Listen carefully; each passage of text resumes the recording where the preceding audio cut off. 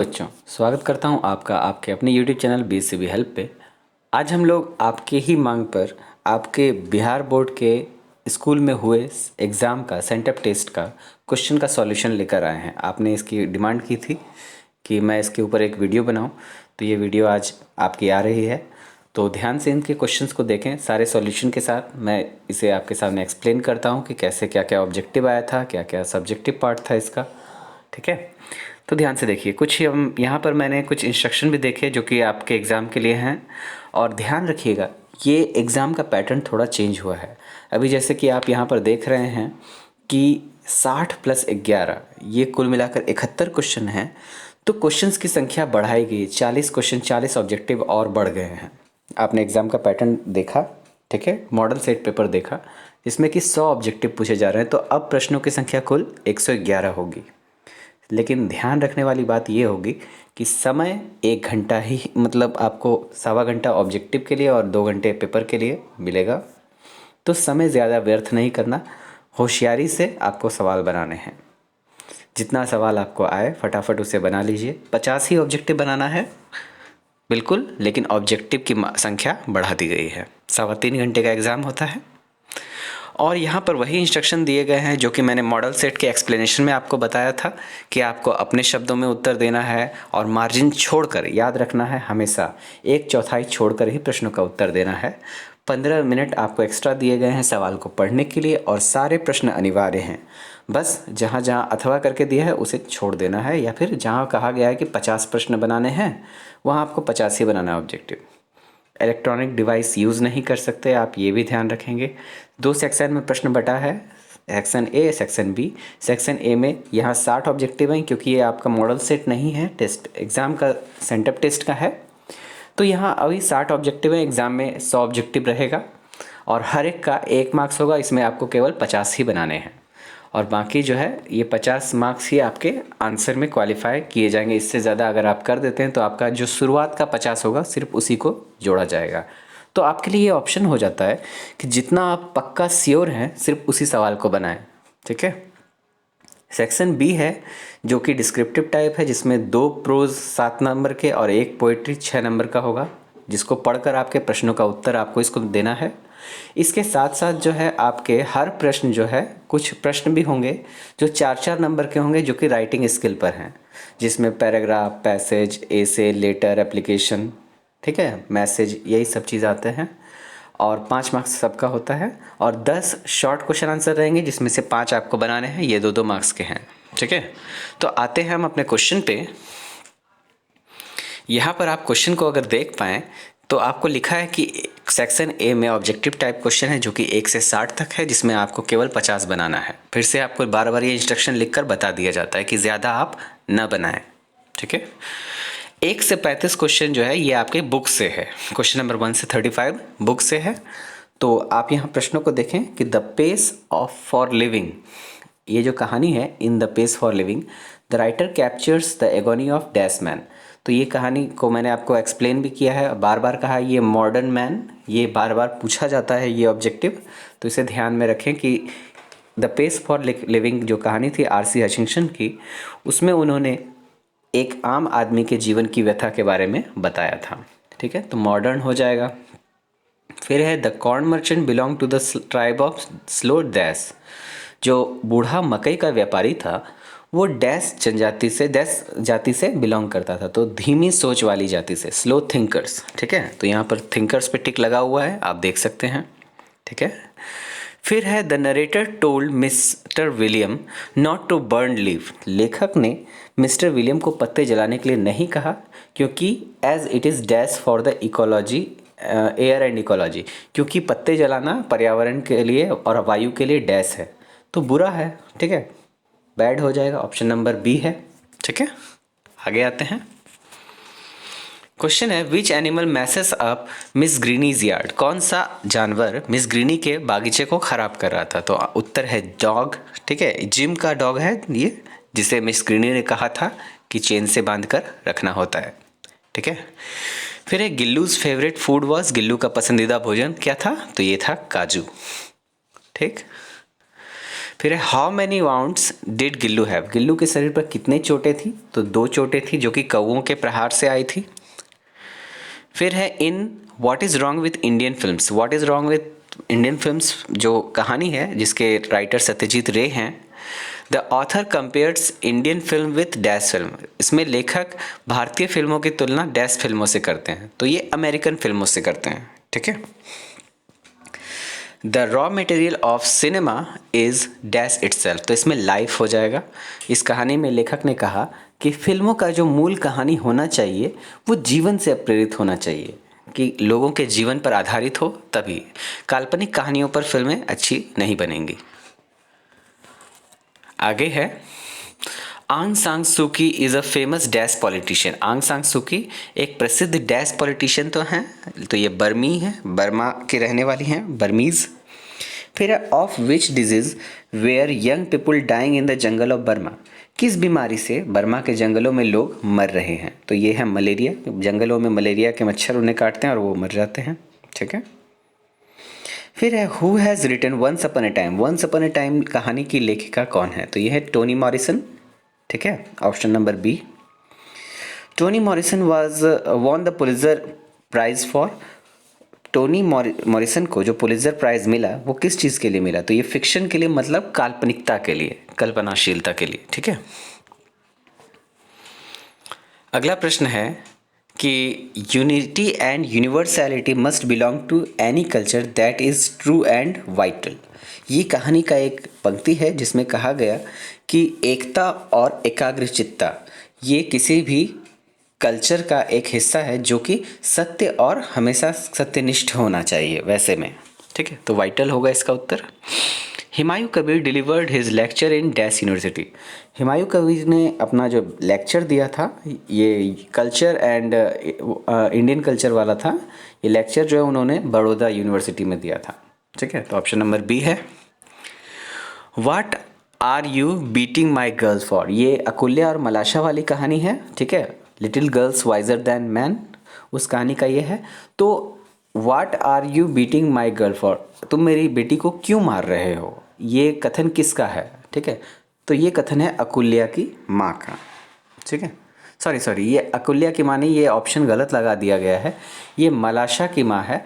अकुल्या, ध्यान दीजिएगा, मैं कहानी को एक बार थोड़ा सा एक्सप्लेन कर दूँ, ये गलत टिक लगा दिया है इसने, जिसने मुझे प्रश्न दिया है। तो यहाँ पर क्या है कि कहानी में आपने देखा कि अकुल्या और मलाशा ये दोनों खेल रही थीं और वहाँ खेलने के क्रम में अकुल्या जो है वो बड़ी वाली थी और मलाशा छोटी वाली थी। छोटी वाली ने जैसे पानी में पैर डाला तो उसके छींटे अकुल्या के कपड़े पर पड़े, तो अकुल्या उसे मारने को दौड़ी, तो मलाशा घर भाग गई, ठीक है।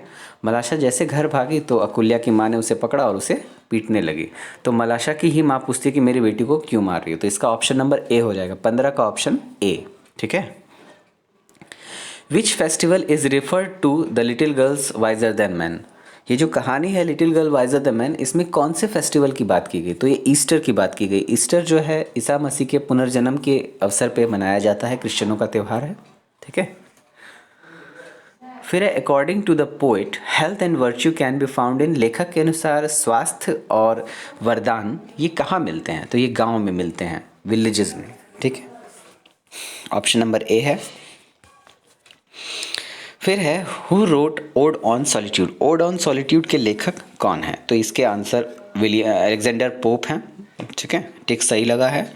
Polythene bag is a dash, polythene bag एक क्या है, तो ये है एक पोएम, जैसा कि आपने कविता में पढ़ा है, ये पॉलीथीन बैग एक कविता है। फिर है Radha is growing dash each day, तो ग्रोइंग थिनर हो जाएगा, राधा दिन प्रतिदिन पतली होती जा रही है, ये thinner than the crescent Vidyapati के द्वारा लिखी गई कविता है, उसका ये अंश है, ठीक है, ऑप्शन नंबर डी। फिर है the man was rich but not dash, जो आदमी था वो अमीर तो था लेकिन डैश नहीं था, क्या नहीं था, कॉन्टेंट, मतलब संतुष्ट नहीं था, अमीर तो था लेकिन संतुष्ट नहीं था। फिर है how does the koel feel, कोयल कैसा महसूस करती है, तो रेस्टलेस इसका ऑप्शन है आंसर, ठीक है, कि बेचैन, कोयल बेचैन महसूस करती है, ठीक है। आगे बढ़ते हैं। क्वेश्चन है the koel sings concealed in dash, कोयल जो है डैश में छिपकर गीत गाती है, तो कहाँ छिपकर गाती है, तो मैंगो लिव्स, मतलब कि आम के वृक्ष आम के पत्तों में छिपकर वो गीत गाती है। मैंगो लिप्स हो जाएगा इसका उत्तर, ऑप्शन नंबर सी। फिर है who is the hero of the mountain, पर्वत का राजा कौन है, मतलब पर्वत का जो है हीरो कौन है, नेता कौन है। तो यहाँ पर पॉटर ये यहाँ पर जो है ये कहानी आपका द स्लीपिंग पॉटर की है, ठीक है, और उसमें इसी को पर्वत का राजा बताया गया है, ऑप्शन नंबर डी सही है। मार्था भी कविता है आपकी बुक की। तो Martha used to tell her story in the Hazel Glen, यहाँ पर पहला पंक्ति ही जो है ये आपकी कविता का था। Martha used to tell her story in the Hazel Glen. Hazel मतलब हो गया हरा भरा मेहंदी कलर का, और ग्लेन मतलब घाटी, हरी भरी घाटियों में वो अपनी कहानियाँ सुनाया करती थी, ठीक है। हल्कू ये आपके सेकंड बुक का पहला है कि हल्कू जो है वर्कड एज डैश, तो एक टीनेंट फार्मर मतलब एक मजदूर के रूप में खेतों में, दूसरे के खेतों में काम करने वाले मजदूर के रूप में हल्कू काम करता था। तो टीनेंट फार्मर इसका सही उत्तर है। अगला प्रश्न है मुन्नी वाज हल्कूज डैश, मुन्नी हल्कू की डैश थी, कौन थी, तो यहाँ पर पत्नी थी, वाइफ है, ऑप्शन नंबर डी। फिर the author of allergy is a, allergy कहानी के लेखक कौन है, तो ये एक डॉक्टर हैं, ठीक है, डॉक्टर एस पी राणा। आपको अगर नाम याद हो तो मैं बता देता हूँ, डॉक्टर एस पी राणा थे और ये पटना के ही थे, ठीक है। फिर है the banker dash after reading the note of the lawyer, तो लॉयर के द्वारा लिखे गए पत्र को पढ़ने के बाद बैंकर की क्या स्थिति हुई, क्या किया उसने, तो वो रोया, ठीक है। आपने जो कहानी पढ़ी थी द बेट, उसमें आपने देखा कि बैंकर जो है उस लॉयर के द्वारा लिखे गए पत्र को पढ़कर बहुत रोया, और उसके पत्र को उठाकर उसने अंत में तिजोरी में बंद कर दिया था, ठीक है। Mister Gessler was a skilled dash, mister Gessler एक बहुत ही हुनरमंद डैश थे, तो कौन थे, जूता बनाने वाले, बूट मेकर, ध्यान दीजिए इसमें बूट मेकर आ जाएगा, ये आपका क्वालिटी कहानी से है। फिर है the author wrote a dash and posted it to mister Gessler, तो ऑथर ने एक डैश लिखा और उसे मिस्टर गैजलर को दे दिया, तो यहाँ पर हो जाएगा चेक, ऑथर ने एक चेक लिखा था और उसे मिस्टर गैजलर को दे दिया। अगला है कि who where sun and moon, sun और मून क्या थे, तो दो बच्चे थे, जैसा कि आपने कहानी में देखा। फिर है in her letter the mother says that fulfilment can not be attained, यहाँ पर पत्र में माँ ने बताया, सॉरी यहाँ पर बाउट होना चाहिए या अटेंड, एक मिनट मैं इसमें कंफ्यूज हूँ, अटेंड होगा, ठीक है, मतलब फुलफिलमेंट को, संतुष्टि को मतलब प्राप्त नहीं, हासिल नहीं किया जा सकता है, मतलब आप जितना संतुष्टि के नज़दीक पहुँचेंगे उतना मतलब असंतोष जितना होगा, ठीक है, जितना संतुष्टि के नज़दीक पहुँचेंगे उतना असंतोष पैदा होगा, तो उसे प्राप्त नहीं किया जा सकता, अटेन नहीं किया जा सकता, ऑप्शन नंबर बी हो जाएगा इसमें। उसके बाद है the daughter into horizon lost her dash, तो जो डाउटर थी, बेटी थी टू हॉराइजन कहानी में, उसने अपनी डैश खो दी थी, तो यहाँ पर खुशी को खो दी था, ठीक है, हैप्पीनेस हो जाएगा, ऑप्शन नंबर ए। फिर the narrator and his girlfriend live together for dash years, लेखक और उसकी जो गर्लफ्रेंड थी ये दोनों एक साथ इतने वर्ष तक रहे, तो 8 वर्ष तक, ऑप्शन नंबर डी है इसका उत्तर, ठीक है। उसके बाद यहाँ पर 36 नंबर प्रश्न से शुरू हो जाता है हमारा एक्टिव टू पैसिव। तो एक्टिव पैसिव पर मैंने अभी तक बस एक ही वीडियो बनाई है, उसकी नेक्स्ट वीडियो आपको जल्द ही देने की कोशिश करूँगा, ठीक है। तो यहाँ पर आप देखते हैं पहला प्रश्न है ही रीड्स अ बुक, ये मैंने पढ़ाया है आपको अभी वीडियो में, तो आप उस वीडियो में देख सकते हैं कि जब सिंपल प्रेजेंट टेंस का वाक्य होता है तो उसको सिंपल प्रेजेंट टेंस में ही बनाना होता है, लेकिन इज एम आर का प्रयोग हो जाता है, the book is red by him, ठीक है। और एक्टिव पैसिव में मैंने आपको नियम बताए हैं, जिसमें मैंने बताया है कि हमेशा भी3 का ही पास्ट पार्टिसिपल रूप का ही प्रयोग होता है। The book is red by him इसका सही उत्तर है। The postman had delivered letters, तो ये पास्ट टेंस में है तो हैड को हैड बीन में कन्वर्ट करते हैं, तो the letters had been delivered by the postman, option number D सही है इसका। फिर है we shall win the match, तो शैल विल को उसके शैल विल बी के रूप में बनाया जाता है, तो the match will be won by us, option number B सही है, ठीक है। आगे बढ़ते हैं। यहाँ पर अब आपको डायरेक्ट इनडायरेक्ट करना है। डायरेक्ट इनडायरेक्ट का एक दिन मैंने बच्चों लाइव क्लास लिया था, लेकिन गलती से वो वीडियो डिलीट हो गई है, तो आप उसके लिए चिंता ना करें, जल्द ही उसकी दूसरी वीडियो भी आपको मिल जाएगी। मैं उस पर प्रयास कर रहा हूँ, जल्दी से जल्दी वो आपको काम हो जाएगा, लेकिन इस बार मैं लाइव नहीं कर पाऊँगा, तो आप जो है उसके नोट्स से पढ़ लेंगे। मैं आपको नोट्स उपलब्ध कराऊंगा जल्द ही। तो यहाँ क्वेश्चन है, the teacher said honesty is the best policy. ये एक यूनिवर्सल ट्रुथ है और यूनिवर्सल ट्रुथ में किसी भी तरह का कोई चेंज नहीं किया जाता है, केवल इन्वर्टेड कॉमा के स्थान पर दैट लगा दें और वाक्य बिल्कुल वैसा ही रहेगा। तो आप देख रहे हैं कि ऑप्शन नंबर सी यहाँ पर सही है, honesty is the best policy. तो यहाँ पर सी नंबर को चुनेंगे। फिर है, you said to me I am going home. यहाँ आई एम गोइंग होम है, तो सेड यहाँ पर लगा है पास्ट टेंस है, तो पास्ट को जो है हम लोग इसमें चेंज करेंगे, तो is am are was were में चेंज हो जाता है। आई फर्स्ट पर्सन है, अकॉर्डिंग टू सब्जेक्ट यू के अनुसार यू हो जाएगा, तो you were. Option number C इसका सही उत्तर हो जाएगा। ठीक है। उसके बाद है, my mother said it may rain. May को हमने बताया था कि माइट में चेंज करते हैं, तो इट माइट रेन। यहाँ पर आप देख पा रहे हैं 2 ऑप्शन में माइट लिखा है, तो यहाँ सेड है, तो सेड वाला को हम चुनेंगे। ठीक है, सी नंबर ऑप्शन सही है। अगले प्रश्न पर आते हैं। प्रश्न है, Mohan said to me do you play football. तो मोहन यहाँ पूछ रहा है प्रश्न, तो पूछने के अर्थ में आस्क्ड का प्रयोग होता है। यहाँ 3 ऑप्शन में आस्क्ड लिखा हुआ है, तो आस्क्ड को हमने चुन लिया। और जब भी किसी सहायक क्रिया से वाक्य शुरू होता है, आपको मैंने जब सेंटेंस पढ़ाया था तो वहाँ मैंने 24 सहायक क्रियाएं बताई थी। तो जब ये सहायक क्रियाओं की बात करते हैं तो वहाँ पर इन्वर्टेड कॉमा के स्थान पर इफ़ का प्रयोग करते हैं, तो इफ़ का प्रयोग कर देंगे। और उसके बाद यू फर्स्ट पर्सन है, अकॉर्डिंग टू सब्जेक्ट यहाँ पर ही हो जाएगा। ठीक है, सॉरी, यू सेकेंड पर्सन है, अकॉर्डिंग टू ऑब्जेक्ट मी है, तो मी का आई बन जाएगा, इफ़ आई प्लेड फुटबॉल। ठीक है, तो ऑप्शन नंबर बी सही है। उसके बाद हमें करेक्ट फॉर्म ऑफ वर्ब चुनना है। 10 माइल्स, 10 माइल्स इज़ हो जाएगा इसमें, क्योंकि हमेशा दूरी को सिंगुलर में ही नापा जाता है, तो 10 miles is a long distance. फिर है, Mohan as well as Ram is greedy. यहाँ पर दोनों में से किसी एक की बात हो रही है, तो Mohan as well as Ram is greedy, इसमें इज़ का प्रयोग करते हैं। ठीक है, एक मिनट थोड़ी सी। फिर है, you dash living here since 2010। तो यहाँ यू हैव बिन, यू के साथ हैव का प्रयोग होता है, तो हैव बिन हो जाएगा। ठीक है। उसके बाद है, ही डाइड। जब भी बीमारी से किसी की मृत्यु होती है तो उसके लिए ऑफ का प्रयोग करते हैं, he died of typhoid.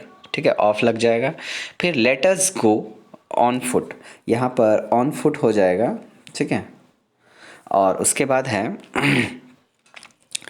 I agree with you, मतलब कि मैं तुमसे सहमत हूँ, तो विथ का प्रयोग करेंगे। The frog jumped into the well, किसी के अंदर जंप करने के लिए इनटू का प्रयोग करते हैं, तो इनटू हो जाएगा। ठीक है, आगे है, you should not laugh at, laugh के साथ एट का प्रयोग करते हैं, तो लाफ एट पुअर हो जाएगा, ऑप्शन नंबर बी। ठीक है, अब आते हैं स्पेलिंग करेक्शन पे। नॉलेज का spelling KNOWLEDGE, option number B है। ठीक है, परमानेंट PERMANENT, तो परमानेंट के लिए भी ऑप्शन नंबर जो है, ठीक है, MANENT, sorry, option number C है इसका सही उत्तर, NENT होता है, NANT। एक मिनट, हाँ, PERMANENT, परमानेंट में यही ऑप्शन होता है, ऑप्शन नंबर सी इसका सही उत्तर है। फिर कॉन्सिक्वेंट, CONSEQUENT, कॉन्सिक्वेंट इसका सही उत्तर हो जाएगा। और प्रॉस्पेरस है, PROSPEROUS, ऑप्शन नंबर डी इसका सही उत्तर है। और यहाँ पे ट्रांसलेशन आता है, तो छात्रों को अनुशासन महान बनाता है, तो discipline makes the students great. ठीक है, ये discipline makes the students great, तो यहाँ पर ये उत्तर हो जाएगा, ऑप्शन नंबर डी।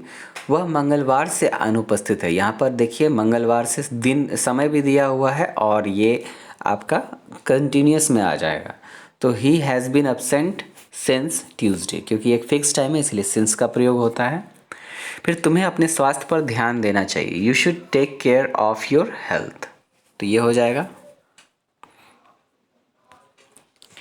उसके बाद है, मैंने जो कार खरीदी है वह कीमती है, the car which I bought is costly. ठीक है, ये हो जाएगा option number B.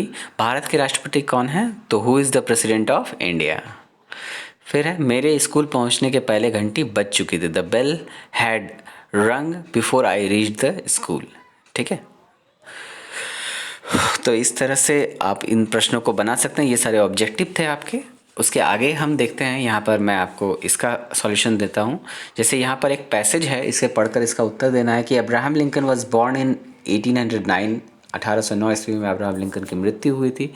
He was a self made man, वह एक खुद से निर्मित इंसान, मतलब अपने आप को खुद से बनाने वाले इंसान थे, उसके पीछे किसी और का हाथ नहीं था। His father was a poor farmer, उनके पिता एक गरीब किसान थे। Abraham worked for the as a wood cutter, एक लकड़ी काटने वाले के रूप में अब्राहम लिंकन ने पहले काम किया।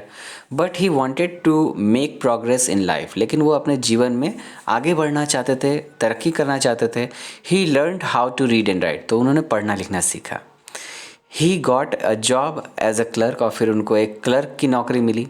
Then he was a store keeper and then a post master, और फिर एक स्टोर कीपर और एक पोस्ट मास्टर बने। He studied law in his spare time, और अपने खाली समय में वो लॉ की किताबें पढ़ा करते, नियम कानून पढ़ा करते थे। ही बिकम अ लॉयर, वो एक लॉयर भी बने। ही टुक अप पॉलिटिक्स, फिर पॉलिटिक्स चुना उन्होंने। Soon he was well known as an orator, और फिर जल्द ही वो एक ऑरेटर के रूप में जाने जाने लगे। इन 1860 he made a famous speech against slavery, और फिर 1860 ईस्वी में उन्होंने गुलामी के प्रति एक बहुत अच्छा भाषण दिया। ठीक है।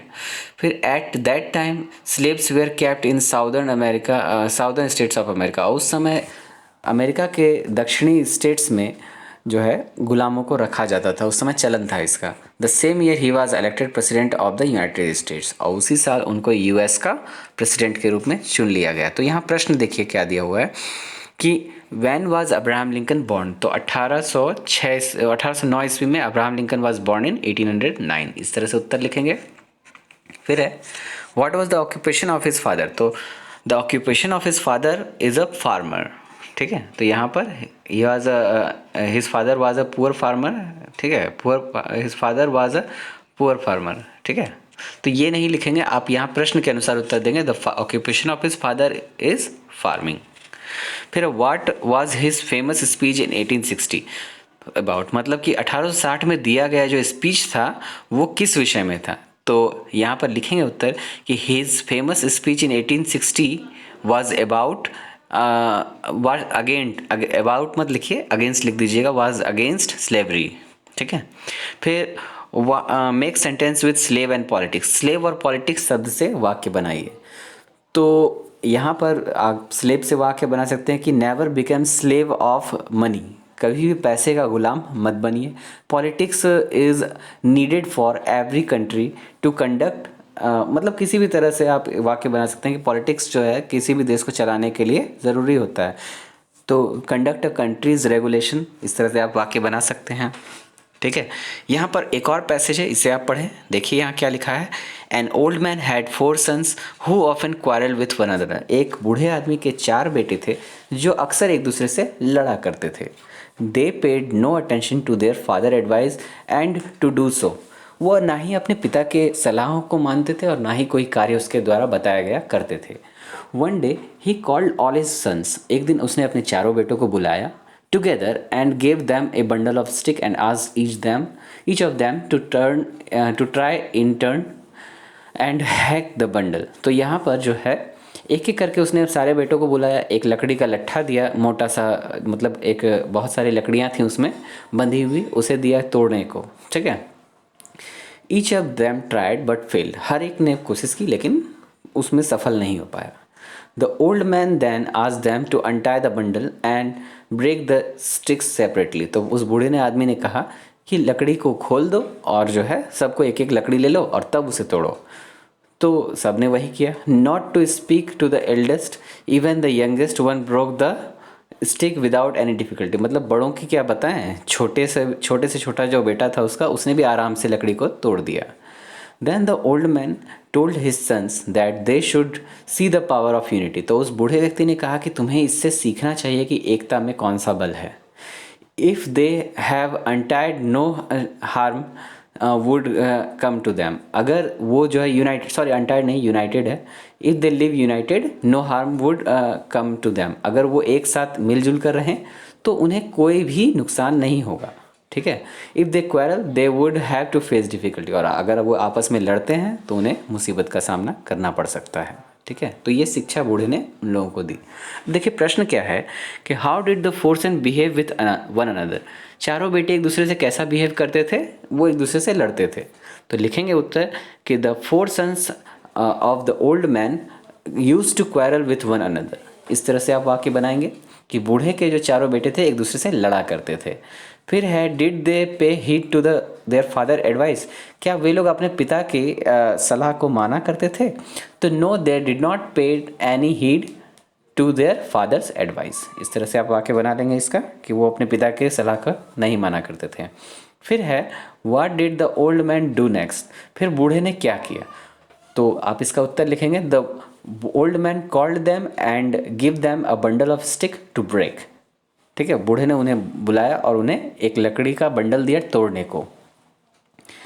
मेक सेंटेंस विद बंडल और डिफ़िकल्टी, यहाँ पर बंडल और डिफ़िकल्टी से एक एक वाक्य बनाना है। तो बंडल से आप बना सकते हैं कि there is a bundle of notes, there were many bundles of note in the bank, इस तरह से आप बना सकते हैं। डिफ़िकल्टी आप बना सकते हैं कि I faced many difficulties in solving the sum of maths, maths के सवाल को बनाने में मैंने बहुत सारी मुसीबतों का सामना किया, ठीक है। इसमें इतना ही था ना, नहीं और है बच्चों, और है। जैसे यहाँ पर है read the following passage carefully, फिर एक और पैसेज है यहाँ पर, इससे ध्यान से पढ़ना है आपको, इसका उत्तर देना है कि there are no clouds on the moon, चांद पर कोई भी बादल नहीं है। For there is no water there, और इसी कारण से वहाँ कोई पानी भी नहीं है। Clouds are made of water, जो बादल होते हैं वो पानी से बने होते हैं। दस देयर आर नो प्लांट्स, और इसीलिए वहाँ पर कोई पौधा भी नहीं है क्योंकि पानी नहीं है। No trees and no grass on the moon, और ना ही कोई पेड़ है ना ही कोई घास का तिनका भी है। Actually there is nothing living there, वहाँ पर कोई भी चीज़ सजीव है ही नहीं वास्तव में। If there are living things they are not at all like the living things on the earth, और अगर वहाँ कोई सजीव होगा भी तो वहाँ पृथ्वी जैसे सजीव चीज़ें नहीं होंगी। जैसे कि हम एलियंस की बात करते हैं तो हो सकता है कि अगर वहाँ कुछ हो सजीव वैसा तो पृथ्वी के जीवों जैसा नहीं होगा। There are no human beings on the moon, चांद पर कोई भी इंसान नहीं है। No human being could live there, और ना ही कोई इंसान वहाँ रह सकता है। For there is no water and no air, क्योंकि वहाँ पर ना पानी है ना हवा, ठीक है। तो प्रश्न यहाँ पर उठता है कि are there human beings on the moon, क्या चांद पर कोई व्यक्ति है। तो no there are no man on moon, ठीक है, ऑन द मून। फिर what are clouds made of, बादल किस चीज़ के बनते हैं। तो clouds are made of water, है ना। फिर है what plants can you find on moon, तो किस तरह के पौधे आपको चांद पर मिलेंगे। तो यहाँ पर कहेंगे कि no plants are found on moon, ठीक है, कि इस चांद पर कोई भी जो है पौधा नहीं मिलेगा। फिर मेक सेंटेंस विद ग्रास और एयर, ग्रास और एयर से आपको वाक्य बनाने सीखना है। तो ग्रास से आपको वाक्य बनाना है, तो grass is a living creature of earth, ठीक है, ये आप कह सकते हैं। तो या फिर लिख सकते हैं द गोट ईट्स ग्रास, इस तरह से आप वाक्य बना सकते हैं, ठीक है। एयर है तो air is mandatory for living, ठीक है, या फिर air is compulsory for burning fire, इस तरह से आप बना सकते हैं वाक्य, ठीक है। फिर है Ashoka was a great king of India, Ashoka Bharat के एक महान राजा थे। He was a brave king, वो एक महान बहादुर राजा भी थे। ही फाउट मैनी वॉर्स, बहुत सारे युद्ध उन्होंने लड़े। एंड डिफीटेड मैनी किंग्स, और बहुत सारे राजाओं को हराए भी। दस he became a king end of the greater part of India, और इस तरह से वो भारत के एक बड़े हिस्से के राजा बन गए। Once there was a battle between his army and the army of the king of Kalinga, एक बार उनमें और कलिंग के राजा के आर्मी में बहुत भयानक युद्ध हो गया। In that battle his soldiers killed 1000 of man, और उस युद्ध में उसके सिपाहियों ने हज़ारों लोगों को मार डाला। This made Ashoka very sad, इससे अशोका बहुत उदास हुए। देन ही बिकेम बुद्धिस्ट, और तब उन्होंने बुद्ध धर्म का पालन किया। और आपको याद होगा उन्होंने कहा था बुद्धम शरणम गच्छामि, है ना, मतलब कि बुद्ध की शरण में जा रहे हैं। He decided that he would never fight any battle in his life, और उसने ये निश्चय किया कि वो अपने जीवन में दोबारा कोई युद्ध नहीं लड़ेगा। He built many hospitals and school, उसने कई सारे अस्पताल, कई सारे विद्यालय खोले। He also built hospital for animals, जानवरों के लिए भी उसने हॉस्पिटल खोला है। फॉर द फर्स्ट टाइम, और पहली बार ऐसा हुआ कि जानवरों के लिए अस्पताल खुले। ही लव्ड हिज पीपुल, वो अपने लोगों से प्रेम किया करता था। His people too loved him, और उसके लोग भी उसे प्रेम किया करते थे। तो यहाँ देखिए प्रश्न क्या क्या है कि how did Ashoka become Buddhist, Ashoka Buddhist कैसे बना। तो यहाँ पर लिखेंगे when Ashoka's army killed thousands of man of Kalinga, Ashoka become very said and he adopted Buddhism. ठीक है, अशोका बहुत उदास हुआ और उसने बुद्धिज्म को सिलेक्ट किया। फिर है what did he decided after the war, उस युद्ध के बाद अशोका ने क्या निश्चय किया। तो Ashoka decided that he will never fought any war in the future, तो अशोका ने ये निश्चय किया कि भविष्य में वो किसी भी युद्ध को नहीं लड़ेगा। ठीक है, फिर है how did people treat him, तो लोग उन्हें कैसे मतलब ट्रीट करते थे। तो पीपुल लव्ड हिम, लोग उससे प्रेम करने लगे, यही था ना। फिर है मेक सेंटेंस विथ वार और आर्मी, वार से आपको जो है आपको वाक्य बनाना है और आर्मी से भी वाक्य बनाना है।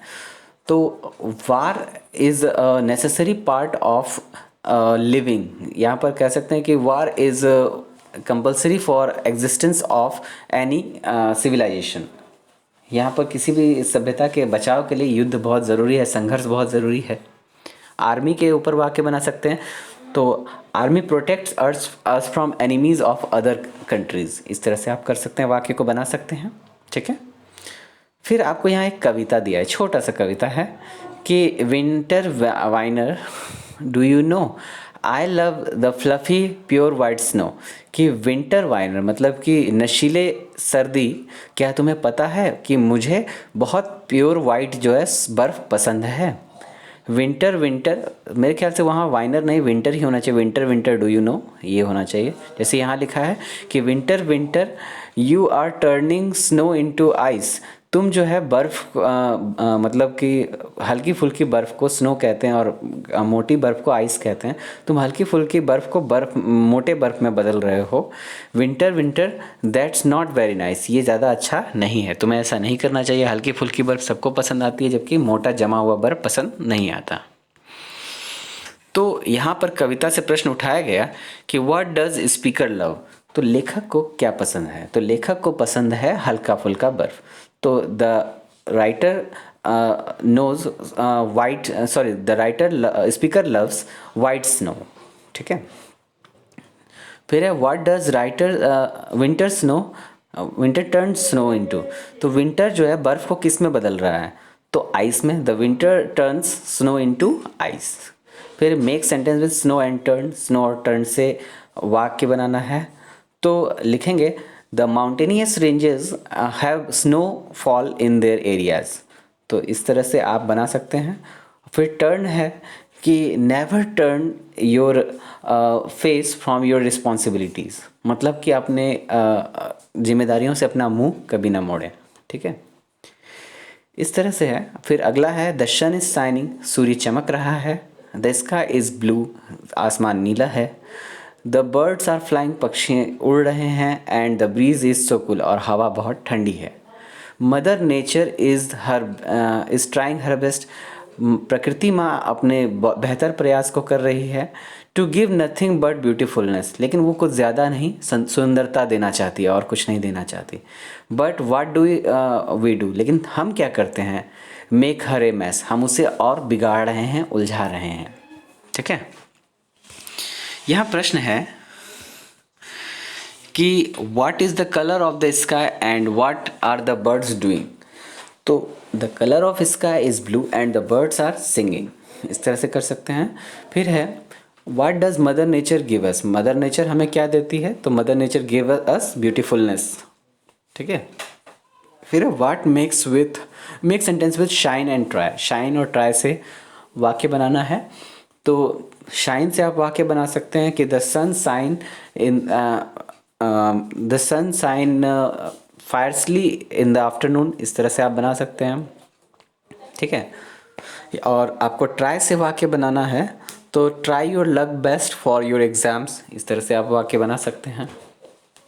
अब यहाँ पर आपको 10 प्रश्न दिए गए हैं जिसमें से 5 को आपको उत्तर देना था।